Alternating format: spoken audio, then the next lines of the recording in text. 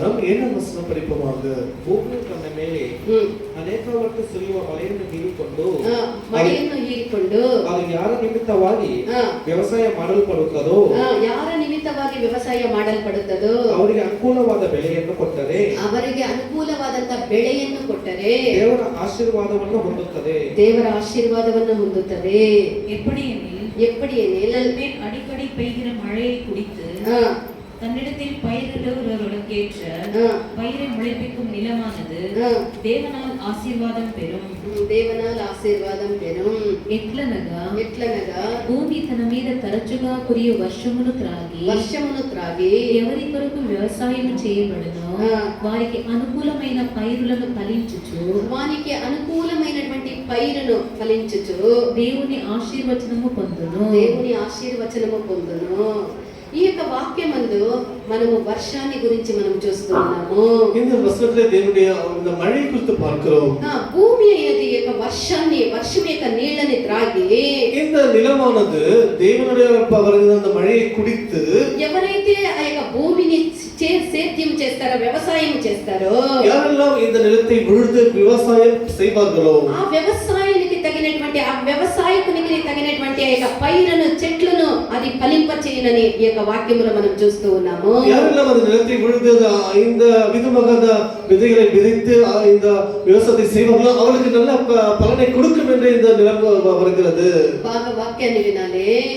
వర్షం యొక్క నీళ్ళని భూమి త్రాగి இது மழை பெய்யும் போது இந்த நிலமானது அதை குடித்து ఎవరైతే ఆ భూమిని దున్ని సేద్యం చేస్తారో ఆ వ్యవసాయకునికి తగినటువంటి ఫలముని పైరుని ఫలముని ఆ యొక్క భూమి పంటనిగా ఇస్తుంది. யாரெல்லாம் விவசாயம் செய்வார்களோ அவங்களுக்கு அதுக்கேற்ற பலனை கொடுக்கிறதா இந்த நிலமானது இருக்கிறது. ప్రియమైనటువంటి దేవుని యొక్క జనమా, మన యొక్క దేవుడు వర్షములకు తండ్రి అయి ఉన్నాడు. நம்முடைய தேவனானவர் மழைக்கு பிதாவாய் இருக்கிறார். మన యొక్క దేవుడు వర్షములకు తండ్రి అయి ఉన్నాడు. நம்முடைய தேவனானவர் இந்த மழைக்கு பிதாவாய் இருக்கிறார். 14వ అధ్యాయం 22వ వాక్యాన్ని చదవండి. எரேமியா 14వ அதிகாரம் 22వ వచనం படிப்போமாக. ಜನಾಂಗಗಳ ವ್ಯರ್ಥ ವಿಗ್ರಹಗಳೊಳಗೆ ಮಳೆಯನ್ನು ಸುರಿಸಬಲ್ಲವುಗಳುಂಟೆ. ವ್ಯರ್ಥ ವಿಗ್ರಹಗಳಲ್ಲಿ ಮಳೆಯನ್ನು ಸುರಿಸಬಲ್ಲವುಗಳುಂಟೆ. ಆಕಾಶವು ತಾನಾಗಿ ಹದಮಳೆಗಳನ್ನು ಕೊಟ್ಟಿದೆ. ನಮ್ಮ ದೇವರಾದ ಯೆಹೋವ ನೀನೇ ವೃಷ್ಟಿಪ್ರದನು. ನೀನೇ ಏನು ಪ್ರದನು? ವೃಷ್ಟಿಪ್ರದನು. ನಾವು ನಿನ್ನನ್ನೇ ನಿರೀಕ್ಷಿಸುವೆವು. ನೀನು ಇವುಗಳನ್ನೆಲ್ಲ ನಡೆಸುವವನಾಗಿದ್ದೀಯಷ್ಟೇ. புறஜாதிகளுடைய வீணான தேவர்களுக்குள் மழை வர்ஷிக்க பண்ணத்தக்கவர்கள் உண்டோ? அல்லது வானங்கள் தானாய் மழைகளை கொடுக்குமோ? எங்கள் தேவனாகிய கர்த்தராயிருக்கிற நீர் அல்லவோ அதை செய்கிறீர். ஆகையால் உமக்கு காத்திருக்கிறோம். தேவரீர் இவைகளை எல்லாம் உண்டு பண்ணினீர். இவைகளெல்லாம் நீங்களே ఉండు పండినీర్. జనముల వ్యర్థ దేవతలలో వర్షము కురిపింపగలవారు ఉన్నారా? ఆకాశము వాననీయగలదా? ఆకాశము తనంతట తానే వాననివ్వగలదా? మా దేవుడమైన యెహోవా నీవే కదా దాన్ని చేయించున్నావు. నీవే ఈ క్రియలన్నీ చేయించున్నావు. నీ కొరకే మేము కనిపెట్టుచున్నాము. వర్షము తానంతటా అదే వస్తున్నదా లేదా వేరే ఏ దేవతలైనా ఇవ్వగలరా? నువ్వే కదా దైవమే వర్షాన్ని అనుగ్రహించేది అని ఇక్కడ ఇర్మియాలో మనం ఈ యొక్క వాక్యాన్ని మనం చూస్తూ ఉన్నాము.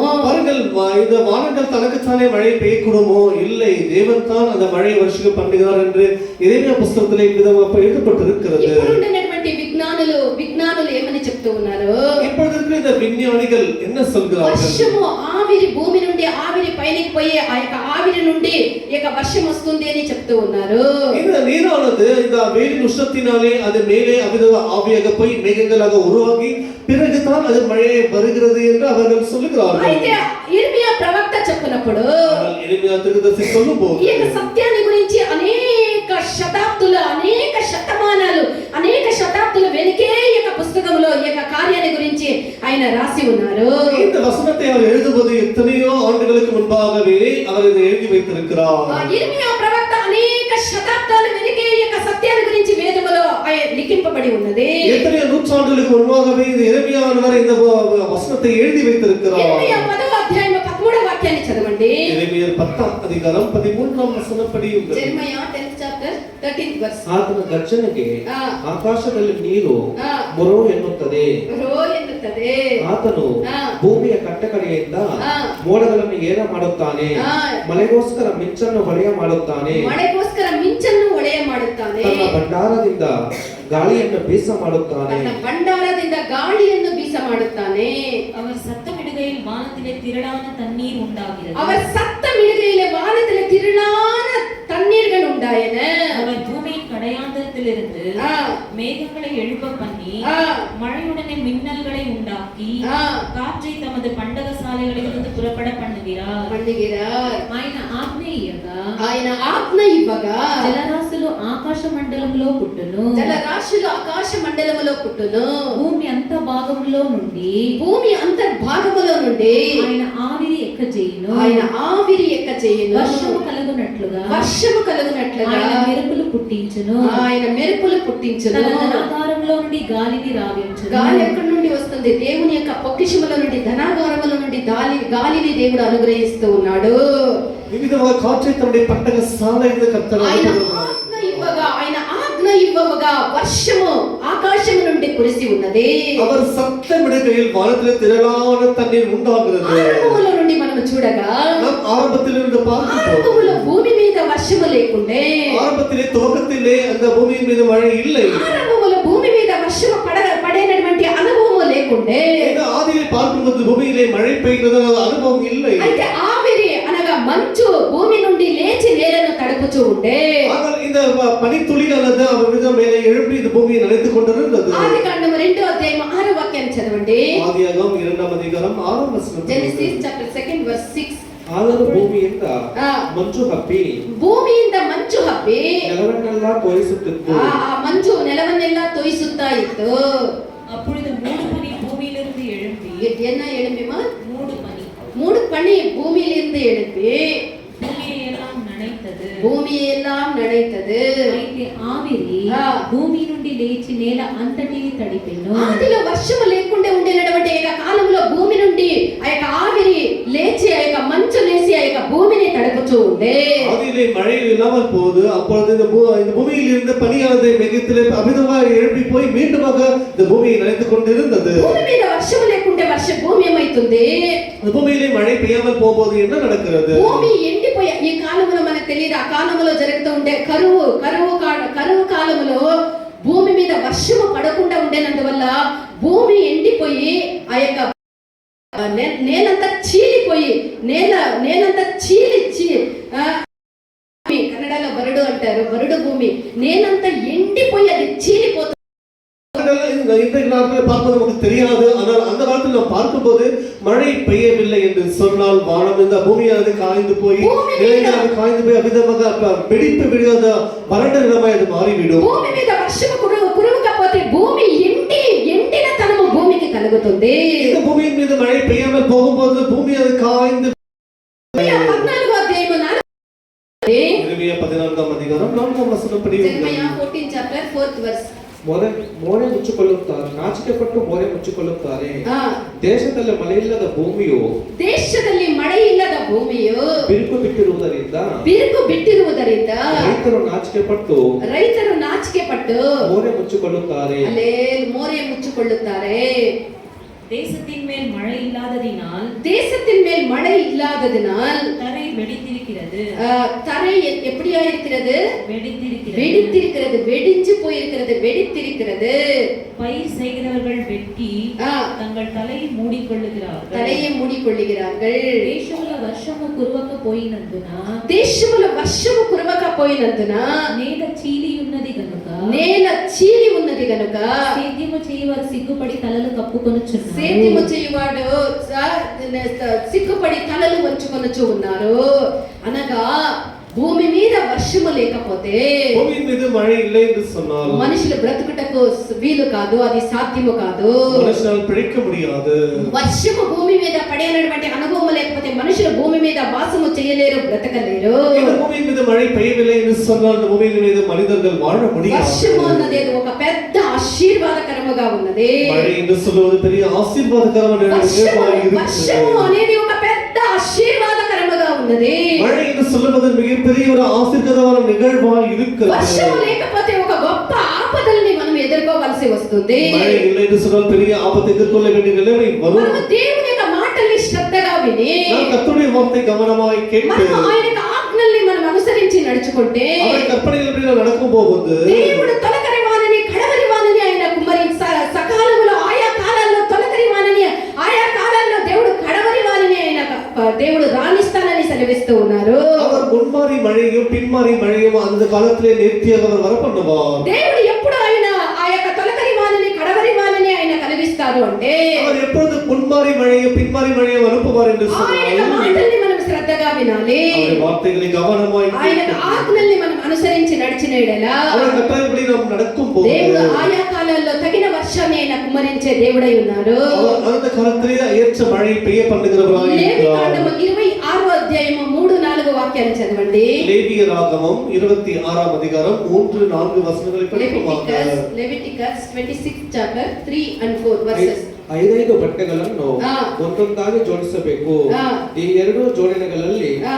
ಒಂದೊಂದರ ಕೊನೆಯ ಪಟ್ಟೆಯ ಅಂಚಿನಲ್ಲಿ మీరు నా కట్టడలను బట్టి మీరు నా కట్టడలను బట్టి నడుచుకొని మత్తయి 26:3-4 మీరు నా కట్టడలను బట్టి నడుచుకొని నా ఆజ్ఞలను ఆచరించి నా ఆజ్ఞలను అనుసరించి ప్రవర్తించిన ఎడల మీరు అనుసరించి ప్రవర్తించిన ఎడల మీ మీ వర్షాకాలములలో వర్షాకాలములో మీకు వర్షం ఇచ్చెదను, మీకు వర్షం ఇచ్చెదను, పంటలను ఇచ్చెను, మీ భూమి పంటలను మీ ఇచ్చెను, పొలములు చెట్లు మీ ఫలించును. పొలముల్లో చెట్లు ఫలించెను. நீங்கள் என் கட்டளைகளின்படி நடந்து நீங்கள் என் கட்டளைகளின்படி நடந்து என் கற்பனைகளை கைக்கொண்டு என் கற்பனைகளை கைக்கொண்டு அவைகளின்படி செய்தால் அவைகளின்படி செய்தால் நான் ஏற்ற காலத்தில் உங்களுக்கு மழை பெய்ய பண்ணுவேன். ஏற்ற காலத்தில் நான் உங்களுக்கு மழையை பெய்ய பண்ணுவேன். பூமி தன் பலனையும் பூமி தன் பலனையும் வெளியில் உள்ள மரங்கள் தங்கள் கனியையும் கொடுக்கும். கனியையும் கொடுக்கும். ನೀವು ನನ್ನ ನಿಯಮಗಳನ್ನು ಕೈಕೊಂಡು ನೀವು ನನ್ನ ನಿಯಮಗಳನ್ನು ಕೈಕೊಂಡು ನನ್ನ ಆಜ್ಞೆಗಳನ್ನು ಅನುಸರಿಸಿ ನಡೆದರೆ ನನ್ನ ಆಜ್ಞೆಗಳನ್ನು ಅನುಸರಿಸಿ ನಡೆದರೆ ನಾನು ಮುಂಗಾರು ಹಿಂಗಾರು ಮಳೆಗಳನ್ನು ಮುಂಗಾರು ಹಿಂಗಾರು ಮಳೆಗಳನ್ನು ಆಯಾ ಕಾಲದಲ್ಲಿಯೇ ಬರಮಾಡುವೆನು. ಆಯಾ ಕಾಲದಲ್ಲಿಯೇ ಬರಮಾಡುವೆನು. ನಿಮ್ಮ ಹೊಲಗಳು ನಿಮ್ಮ ಹೊಲಗಳು ಒಳ್ಳೆಯ ಬೆಳೆಯನ್ನು ಕೊಡುವವು. ಒಳ್ಳೆಯ ಬೆಳೆಯನ್ನು ಕೊಡುವವು. ತೋಟದ ಮರಗಳು ಬಹಳ ಫಲ ಕೊಡುವವು. బహళ ఫల కొడువవు. హల్లెలూయా. ఈ విధముగా దేవుని యొక్క మాటల్ని మనం శ్రద్ధగా విని ఆయన యొక్క ఆజ్ఞల్ని మనము అతిక్రమించకుండా అది పాటించినట్లయితే దేవుడు తగిన సమయంలో మంచి ఆయా సమయంలో కురవాల్సినటువంటి యొక్క వర్షాన్ని కుమ్మరించి మన యొక్క భూములు, మన యొక్క తోటలు, మన యొక్క చెట్లు మంచి పంటల్ని ఆయన ఇచ్చి మనల్ని ఆయన తృప్తిపరుస్తానని ఆయన సెలవిస్తూ ఉన్నారు. கர்த்தர் சொல்லுகிறார், அவர் கட்டளையின்படி நடந்து அவருடைய கற்பனைகளை கைக்கொண்டு நடக்கும்போது தேவன் நமக்கு அந்த காலத்திலே மழையை பெய்ய பண்ணி நம்முடைய மரங்களையும் செடிகளையும் வயல்களையும் ஏற்ற பலனை கொடுக்கும்படி செய்வார். దేవుని మాటల్ని మనం విని ఆయన యొక్క ఆజ్ఞల్ని మనం అనుసరించినప్పుడు అక్షరానుసారముగా మాత్రమే కాక பாருங்கள், கர்த்தருடைய வார்த்தையை கேட்டு அதுபடி நடக்கும்போது பூமிக்குரிய காரியங்களை மாத்திரம் இல்லாமல் ఆత్మీయముగా కూడా మనల్ని తృప్తితో, సమాధానంతో, నిర్భయముగా, సుఖముగా దేవుడు పెట్టి మనల్ని ఆశీర్వాదముగా ఆయన నడిపించేటటువంటి దేవుడై ఉన్నాడు. ஆவிக்குரிய விதமாக கர்த்தர் நம்மை அபிதமாகவே நம்மை ஆசீர்வாதமாக திருப்தியாக நம்மை நடத்தி விடுவார். ఏ ఒక్క భయం లేకుండా నిర్భయముగా, సుఖముగా, సమాధానముగా, తృప్తిగా మన యొక్క ఆత్మిక జీవితాన్ని కూడా ఆయన నడిపించే దేవుడు. எந்த ஒரு பயம் இல்லாமல் திருப்தியாக சமாதானமாக நம்முடைய ஆவிக்குரிய ஜீவிதத்தை அவர் நடத்துவார். ద్వితీయోపదేశ కాండము 32వ అధ్యాయము 2వ వాక్యాన్ని చదవండి. உபாகமம் 32ஆம் அதிகாரம் 2ஆம் வசனம் படிப்போம். Deuteronomy chapter 32 verse 2nd verse. மழையானது இளம் பயிரின் மேல் பொழிவது போல என் உபதேசம் பொழியும். என் உபதேசம் பொழியும். மணித்துளிகள் புல்லின் மேல் இறங்குவது போல புல்லின் மேல் இறங்குவது போல என் வசனம் இறங்கும். என் வசனம் இறங்கும். నా ఉపదేశము వానవలె కురియును. నా ఉపదేశము వానవలే కురియును. నా వాక్యము మంచు వలెను. నా వాక్యము మంచు వలెను. లేత గడ్డి మీద పడు చినుకుల వలెను. లేత గడ్డి మీద పడు చినుకుల వలెను. పచ్చిక మీద కురియు వర్షము వలెను. పచ్చిక మీద కురియు వర్షము వలె దేవుని యొక్క ఉపదేశములు ఈ విధముగా దేవుడు కురిపిస్తానని సెలవిస్తూ ఉన్నారు. దేవుని వసనం ఎప్పుడేగా அவர் பொழிய செய்வார் என்று அவர் రెండవదిగా சொல்கிறார். పరిశుద్ధాత్మ వర్షాన్ని కూడా ఇస్తానని దేవుడు ఆజ్ఞాపిస్తూ ఉన్నాడు. பரிசுத்தாவின் அபிஷேகத்தையும் தருவேன் என்று పరిశుద్ధాత్మ వర్షమైనది మన మీద కూర్చున్నప్పుడు பரிசுத்தாவின் மழை நம்ம மேலே అది మన యొక్క కష్ట பெய்யும்போது కాలమందు, ఉపద్రవ కాలమందు, మన శోధన కాలమందు, మన పాపం యొక్క బంధకాల నుండి, మన యొక్క వ్యాధుల నుండి, మన శాపాల నుండి, మనకన్నిటి నుండి విడుదల சொன்ன எல்லா விதமான உபத்திரவங்கள், கஷ்டங்கள், கண்ணீர், கவலைகள் எல்லாமே அதை மாற்றி விடுகிறதா இருக்கிறது. మన యొక్క కన్నీళ్లలో మన యొక్క దుఃఖములో మనల్ని ఓదార్చేది యొక్క పరిశుద్ధాత్మే. நம்முடைய கண்ணீரில் துக்கத்திலே நம்மை தேற்றுவது பரிசுத்தாவியானவராக మన యొక్క இருக்கிறார். బలహీనతలో మనల్ని బలపరిచేది యొక్క పరిశుద్ధాత్మే. நம்முடைய பலவீனத்திலே நம்மை பலப்படுத்துவது இந்த பரிசுத்தாவின் அபிஷேகமாக మనల్ని இருக்கிறது. ఆదరించేది మన యొక్క పరిశుద్ధాత్మే. நம்ம அமிதமாக துக்கமாக இருக்கிறது நம்மை தேற்றுவதும் இந்த பரிசுத்தாவியாக இருக்கிறது. పాప బంధకాల నుండి విడిపించేది పరిశుద్ధాత్మే. நம்மை நெருங்கி பிடித்திருக்கிற பாவத்தின் பாரங்கள் எல்லாம் விலகுவாக செய்வது இந்த பரிசுத்தாவின் அபிஷேகமாக இருக்கிறது. అనుభవించడానికి పరిశుద్ధాత్మ మనల్ని బలపరుస్తూ ఉన్నది. எல்லா விதமான உலகத்திலிருந்து விடுதலை பெறும்படிக்கு பரிசுத்த அபிஷேகம் நமக்கு வருகிறது. దేవుని యొక్క పిల్లలమైనటువంటి మనము పలు శ్రమలు అనుభవించే దేవుని యొక్క రాజ్యంలో ప్రవేశించాలి.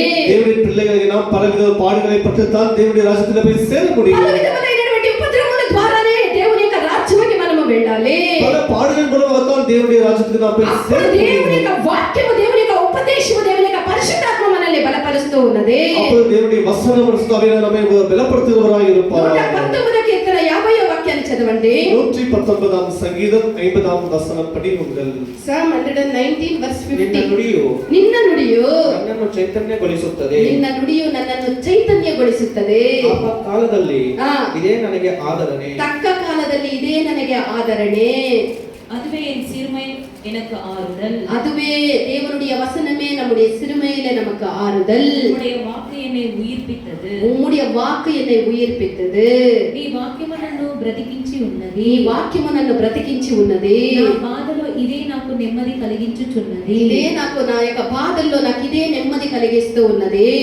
దేవుని యొక్క వాక్యమే మనల్ని చైతన్యಗೊಳಿಸುತ್ತದೆ, మనల్ని ఉజ్జీవపరిచేది, మనల్ని బ్రతికించేది దేవుని యొక్క వాక్యమే. கர்த்தருடைய வசனம் தான் நம்மை உயிர்ப்பிக்கிறதா இருக்கிறது. మనం చదివినటువంటి వాక్యములో వర్షము అయినది భూమి వర్షమును త్రాగి తగిన సమయంలో ఆ యొక్క సేద్యము చేసినటువంటి ఆ యొక్క వ్యవసాయకునికి తన యొక్క ఫలముని ఇస్తూ ఉన్నది. இந்த மழை வந்து பெய்யும் போது நிலமானது அந்த மழையை குடித்து பயிர் செய்கிறவர்களுக்கு, விவசாயிகளுக்கு அது தன்னுடைய பலனை கொடுக்கிறதா இருக்கிறது. సేద్యము కష్టపడి సేద్యము చేసినటువంటి ఆ యొక్క వ్యవసాయకునికి ఆ యొక్క భూమి ఫలము ఇవ్వాలి. இவர்கள் கஷ்டப்பட்டு பயிர் செய்கிறவர்களுக்கு இந்த பூமி பலனை கொடுக்க வேண்டும். మనము దేవుని యొక్క పరిశుద్ధాత్మని, దేవుని యొక్క ఉపదేశాన్ని పొందుకున్నటువంటి మనము, தேவனுடைய பரிசுத்த அபிஷேகத்தை வசனத்தை பெற்றுக்கொண்ட நாம் మనము దైవికమైనటువంటి చెట్లుగా మనం మారి தெய்வீகமான ஒரு மரச்செடிகளாக మనము மாறி కూడా అనేక మంచి ఫలాలు ఇచ్చినటువంటి వాళ్ళమై ఉండాలి. நாம் நல்ல கனிகளை கொடுக்கிறவர்களாக இருக்க మన வேண்டும். మన జీవితంలో అనేక దైవికమైనటువంటి కార్యాలు మనకు ఉండాలి. நம்முடைய జీవితంలో நல்ல தெய்வீகமான காரியங்கள் இருக்க வேண்டும். మనము ఆ మంచి చెట్లుగా మనం మారాలి.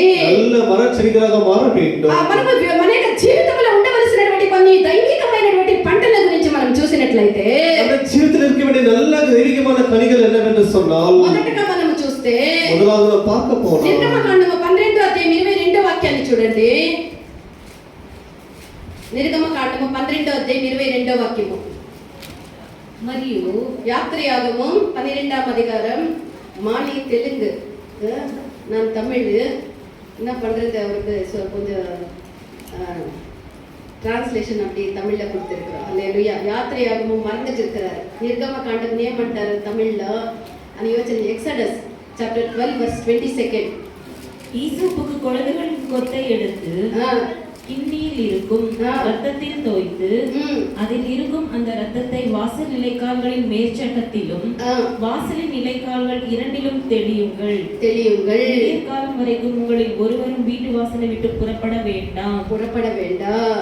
మరియు హిస్సోపు కొంచెం తీసుకొని బయటలో ఉన్న రక్తంలో దాన్ని ముంచి ద్వారబంధపు పై కమ్మికిని 2 నిలువు కమ్ములకును పల్లెములోని రక్తమును తాకింపవలెను.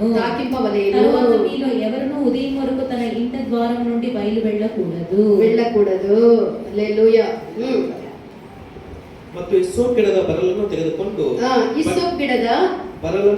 ತೆಗೆದುಕೊಂಡು ಬಟ್ಟಲಿನಲ್ಲಿರುವ ಆ ರಕ್ತದಲ್ಲಿ ಅದ್ದಿ ಬಾಗಿಲಿನ ಮೇಲಿನ ಪಟ್ಟಿಗೂ 2 ನಿಲುವು ಕಂಬಗಳಿಗೂ ಹಚ್ಚಬೇಕು. ತರುವಾಯ ನಿಮ್ಮಲ್ಲಿ ಒಬ್ಬರು ಸೂರ್ಯೋದಯದೊಳಗಾಗಿ ಬಾಗಿಲಿನಿಂದ ಹೊರಗೆ ಹೋಗಕೂಡದು. ఇక్కడ హిస్సోపును గురించి మనం చూస్తూ ఉన్నాము. இங்கே ஈசோப்பு கொழுந்துகளை பார்க்கிறோம். హిస్సోపు అనేది దేనికి ఉపయోగిస్తారు అంటే, ஈசோப்பு எதற்கு பயன்படுத்துறாங்க? శుద్ధీకరించడానికి ఉపయోగించబడినటువంటి ఒక చెట్టుగా ఈ యొక్క హిస్సోపు చెట్టు కనబడుతూ ఉన్నది. பரிசுத்தமான இடத்திலே அதை சுத்திகரிப்பதற்கு என்று பயன்படுத்துவோர் ஒரு செடியாக இந்த ஈசோப்பை పరిశుద్ధ స్థలముని శుద్ధీకరించడానికి ఉపయోగించినటువంటి ఒక చెట్టు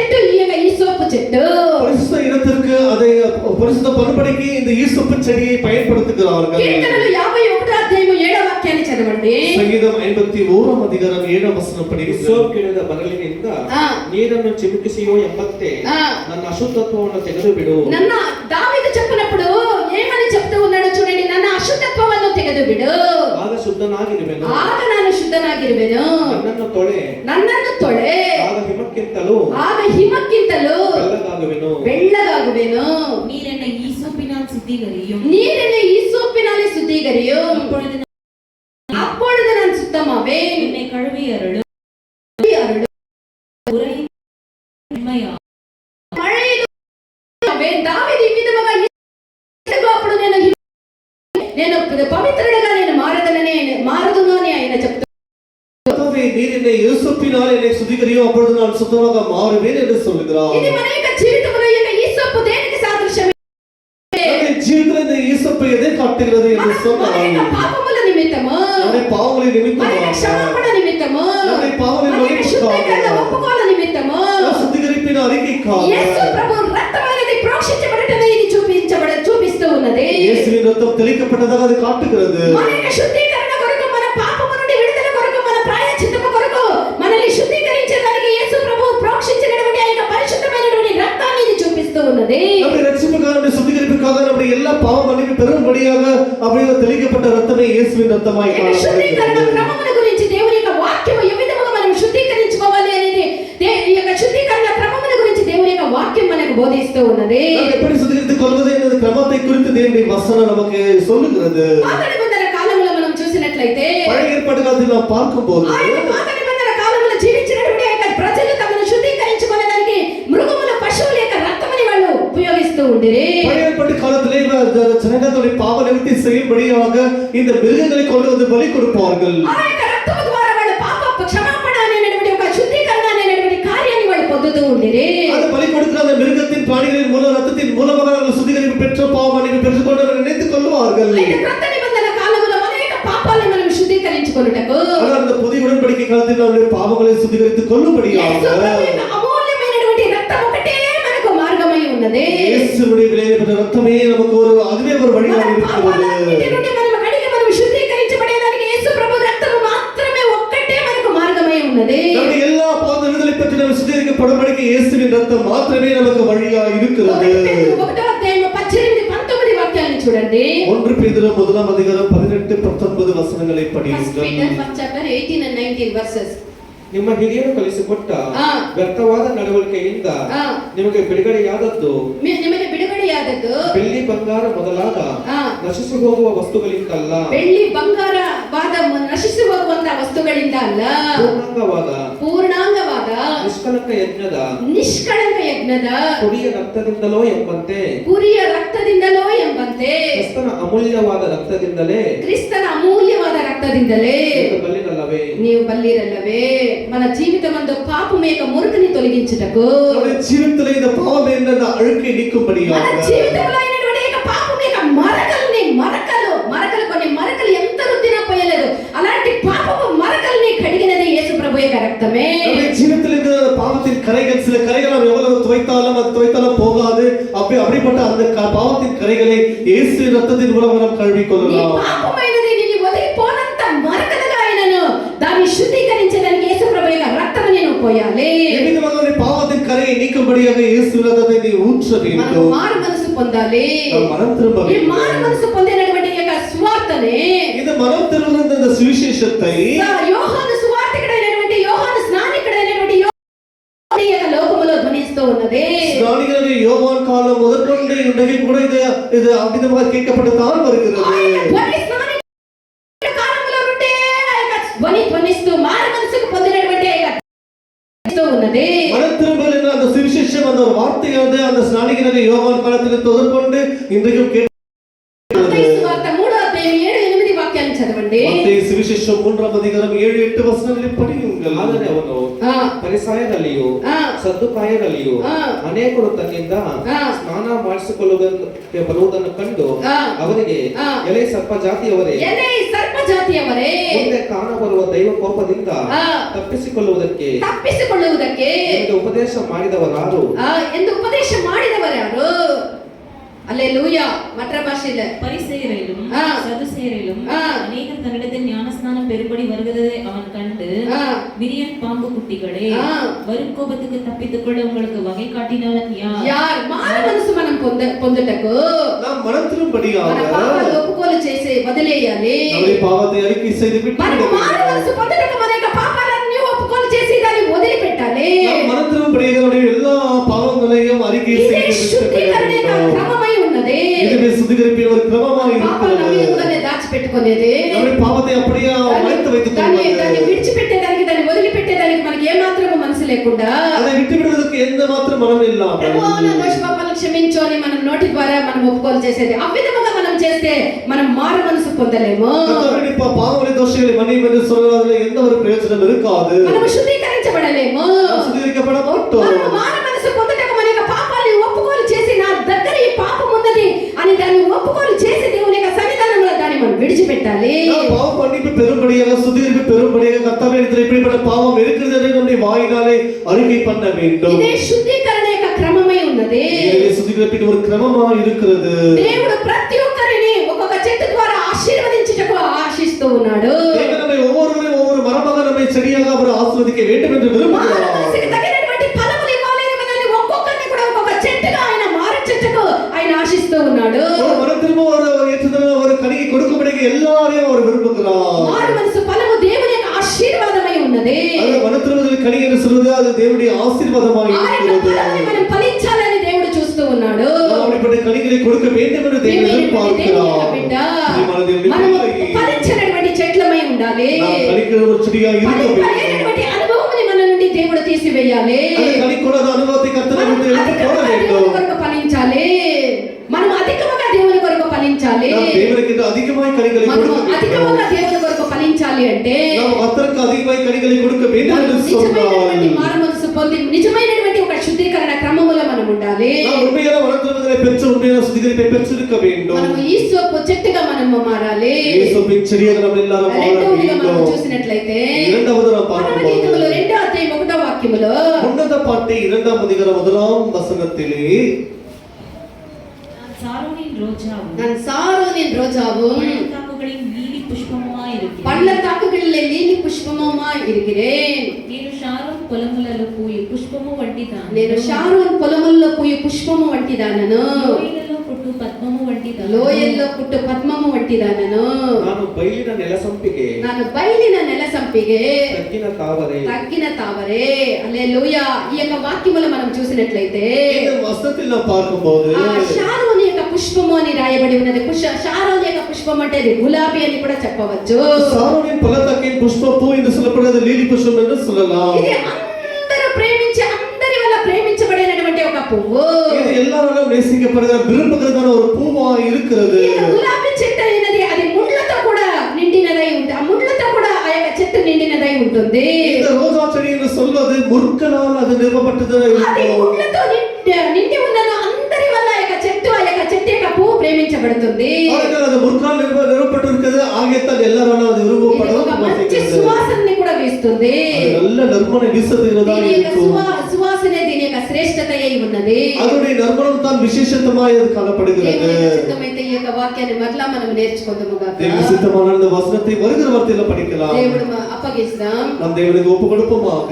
దేవునికి అప్పగించి మనం తగినటువంటి ఫలములు ఇచ్చినటువంటి పిల్లలముగా మారటకు కృపను అనుగ్రహించమని మనం నిజమైనటువంటి మారు మనసు పశ్చాత్తాపం పొందుకొని మనం నిజమైనటువంటి దేవుని యొక్క రక్తము ద్వారా శుద్ధీకరించుకొని అనేక ఫలములుగా మార్చమని మనం అప్పగించడము గాక. நாம் எல்லாரும் கர்த்தருக்கு நம்மை ஒப்பு கொடுத்து உண்மையாக மாத்திரமல்ல உண்மையான ஒரு சுத்திகரிப்பு ரட்சிப்பு இப்படிப்பட்ட கனிகளை கர்த்தருக்கு கொடுக்கும்படிக்கு நாம் எல்லாரும் விதமாக ஒப்பு கொடுப்போமாக.